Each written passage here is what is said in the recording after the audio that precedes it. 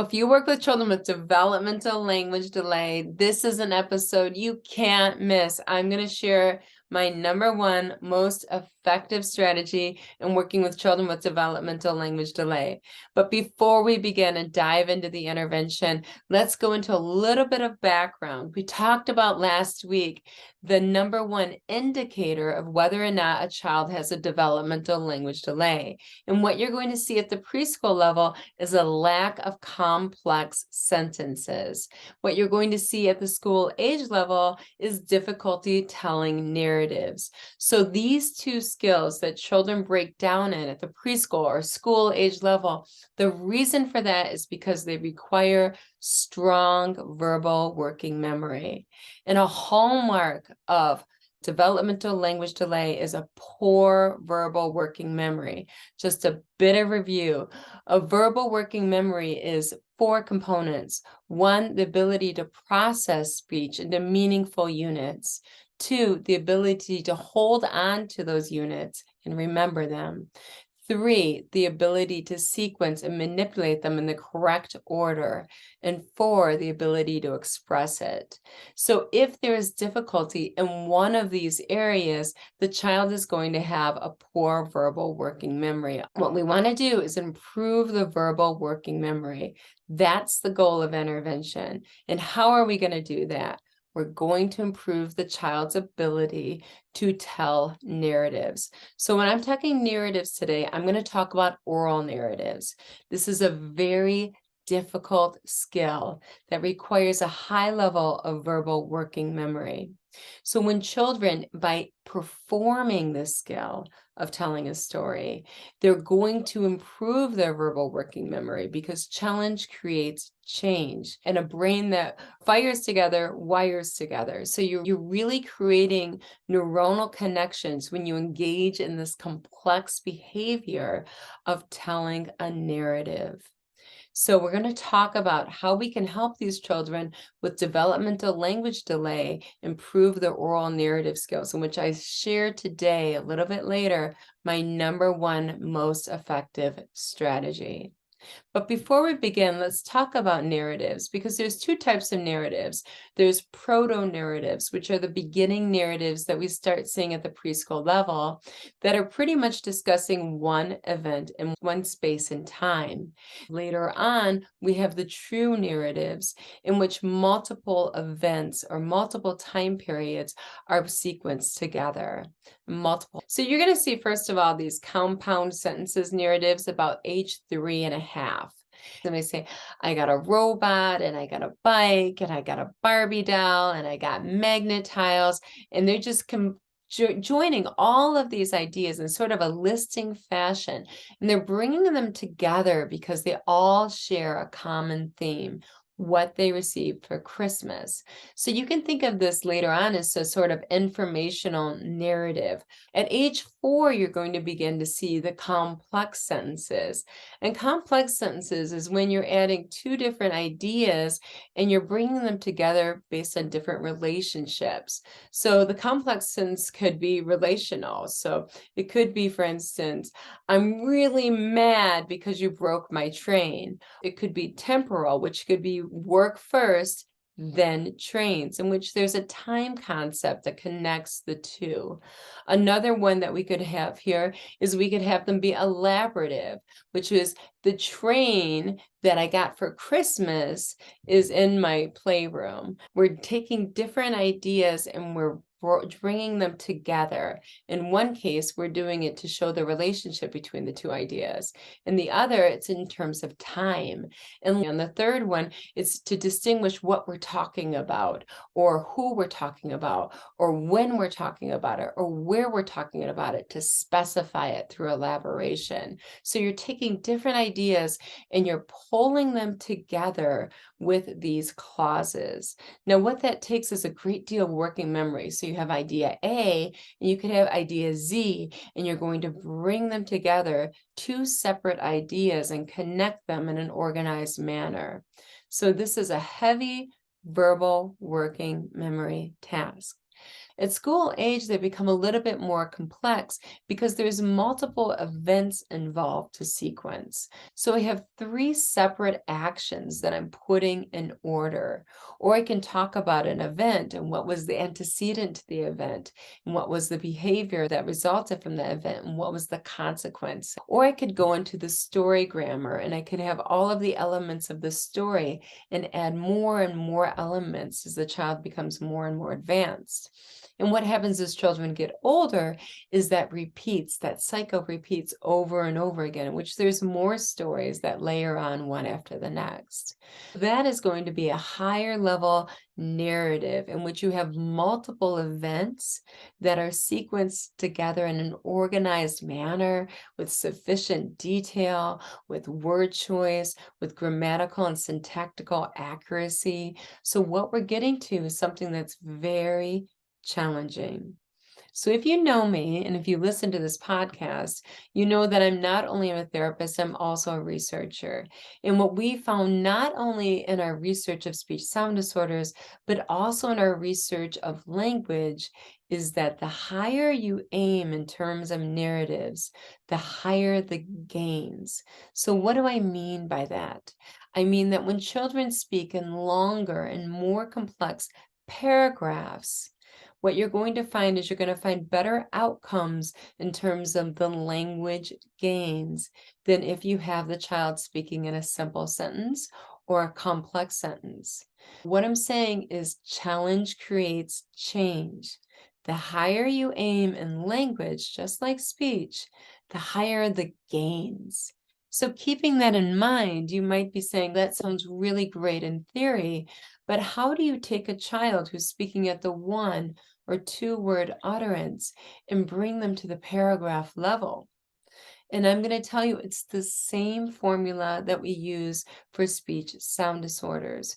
We're going to use a most to least prompting hierarchy in which you take that toolbox and you empty it out and you use every tool available to provide a scaffold in which the child is able to tell the longest and most complex story possible with your assistance. And then what you're going to do is remove your tools one by one, always ensuring that the child's at an 80% accuracy level. I know this sounds familiar because you've heard of this before. We are using intervention strategies that simply are tried and true across disciplines that are highly effective and really work. So I'm going to talk a little bit about my greatest strategy when it comes to language in a moment. But what we're talking about here is aiming high and working on narratives. So that is going to be our treatment target for children at the preschool level. And the way we're going to get there is we're going to give them a maximum level of support by giving them every tool in our toolbox. And then we're going to pull away the tools and the scaffolds with success. And then the child's going to independently stand on their own, kind of like the Eiffel Tower with the scaffolds removed, and they're going to shine. So how are we going to accomplish this? We're going to talk about the McGurk effect. So this is the final part of the episode. I saved the best for last. The McGurk effect is you and I, when we process language, we don't just hear sounds through our ears, we also see the sounds through our eyes. So we read the lips of the person that is talking at the same time while we're hearing what they're saying. So if you're neurotypical, there's this 50-50 blend in which you're processing speech through your eyes and looking at how the mouth is moving. At the same time, you're hearing the sounds. And the McGurk effect is if I was to talk and you were to see my mouth do different movements, you would think that I was saying something different. So for instance, if I said go, and you heard a recording of me saying go, but my lips were pursed together, you would probably say she said bow. That's what I heard, because you're using both your eyes and your ears to process language. That's known as the McGurk effect. What the research indicates, for instance, is children with autism, they don't use the McGurk effect. And that's because they more slowly process the auditory. So there's not a match in which they're processing visual and auditory at the very same time. They're processing the visual before the auditory. So it's kind of like a poorly dubbed foreign film in which the lips are not matching up to what they hear in the sound. It's not well dubbed. So what we're going to do is we're going to make a well-dubbed film. And I write about this in my book, how we can create the McGurk effect. But there's 4 strategies I'm going to talk about. Number 1, we're going to slow the speech, and we're also going to slow the movements so that they move in concert with one another. Secondly, we're going to play charades. Now, this is very important. If you think about the gestures we make with our bodies, and you actually do it maybe in your spare time when you're in the car, make these gestures, what you're going to find is a lot of the gestures mimic what the tongue and the mouth are doing to create sounds. So for instance, if I was to say, come here, you could see my tongue is pulling back as my hand waves back. There's so many other gestures, bye-bye, hello. The mouth is doing what the hand is doing. These are brilliant gestures because the gestures not only convey meaning, but they also show the user what the mouth is doing. They make it bigger. So when you come up with your gestures and you're playing charades, think of gestures that match what the mouth is doing and also convey meaning. So I don't use sign language when I'm using my gestures because simply many of the signs are not connected to what the mouth is doing or what the meaning of the word is. So instead, I play charades and I create my own gestures. Now, it's okay that there's variability. I've worked with over 50 graduate students at this time. They create their own gestures, and the children follow along with their gestures as well. They are very flexible in that manner. I promise you, we don't all need to be using the same gestures. So the third part of that we're going to want to use is we're going to want to dial up our animation.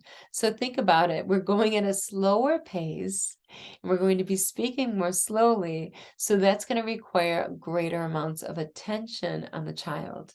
And we know that children with language impairment are more likely to have attentional deficits as are children with autism spectrum disorder. I'm going to kind of lump them together because this is an area that is often difficult for children with autism spectrum disorder auditory processing.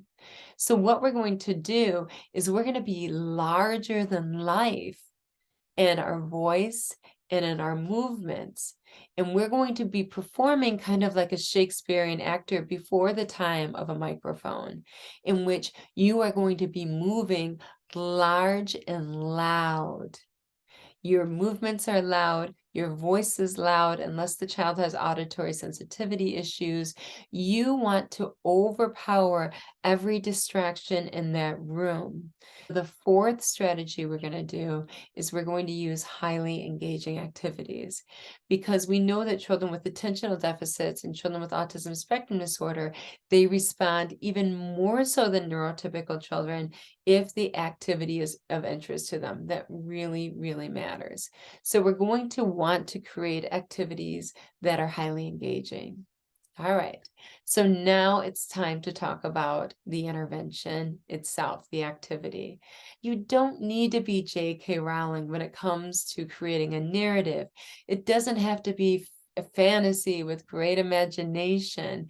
In fact, the research indicates that a simple how to do something, a narrative, is just as effective as a fantasy narrative that involves fantasy characters.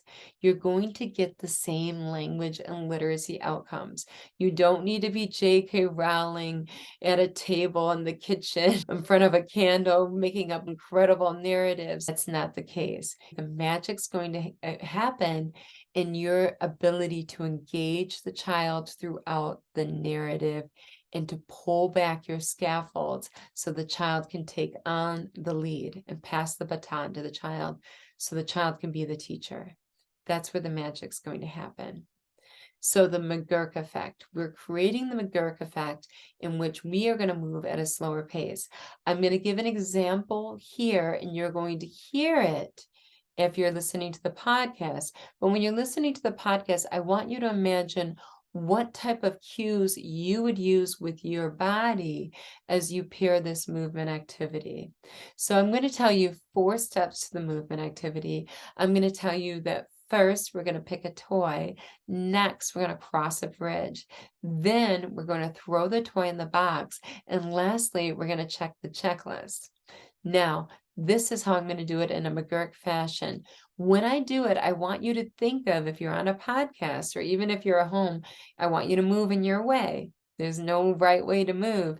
And the children are going to buy into it if you buy into it. If you're doing these gestures and charades and you're not feeling it, the children are going to pick that up and they're not going to feel it and buy into it either. So I encourage you to create your own that are meaningful to you, and the children will follow you. You be the Pied Piper, okay? This is your show. So I'm going to show you the rate at which I do them very slowly with the children right now. This is the McGurk effect in action. Okay, here it goes. Okay, first, pick a toy. Next, cross the bridge. Stick your tongue out. Then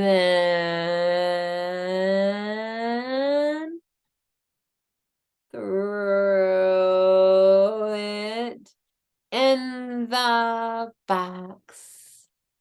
And lastly,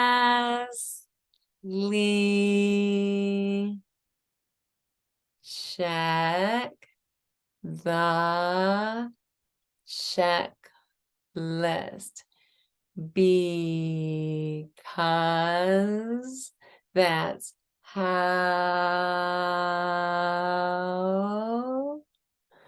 we play the game. So you saw how slowly I did that, and I hope you were thinking in your mind, how would I use these charades and cues when I'm working with a child? And these are very important. I've created the McGurk effect because the auditory is matching the visual. I'm giving them the gift that neurotypical children have that improves comprehension. What's really magical about this is the next step is I'm going to stop talking whenever possible. So it would just look like me doing the gestures and no longer speaking. And then the child is doing the talking. When that transfer occurs in which the therapist is no longer talking and the child is, that's the magical moment in which the child develops an internal locus of control, in which the child knows my efforts matter. I take the lead. I am the teacher now. This is, I think, the most important goal for every single child on my caseload. And I would even reach as far to say every child on your caseload is that they develop an internal locus of control. So that when they leave you with a pack filled full of resilience. And they know that the mountains that are ahead of them, they can traverse those mountains.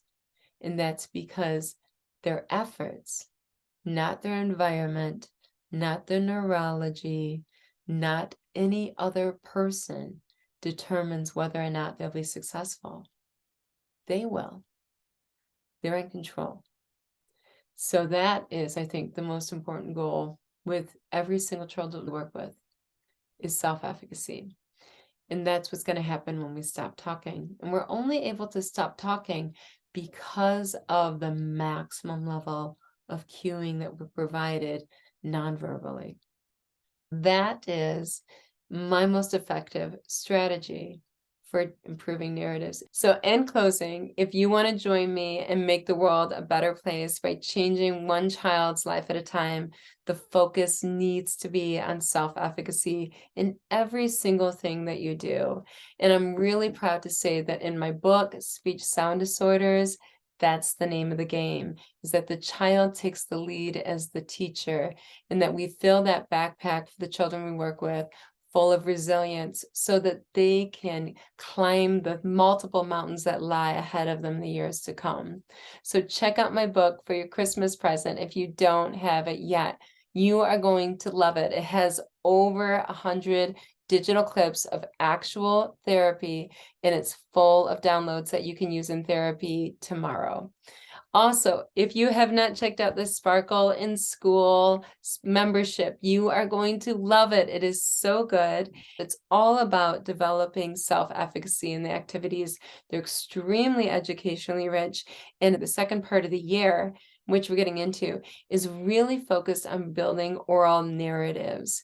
So if oral narratives, and you have a lot of children with developmental language delay on your caseload, you're really going to want to jump in about right now. So thank you so much for joining me today. And I want you to roll up your sleeves and make the world a better place, one child at a time. You are always first.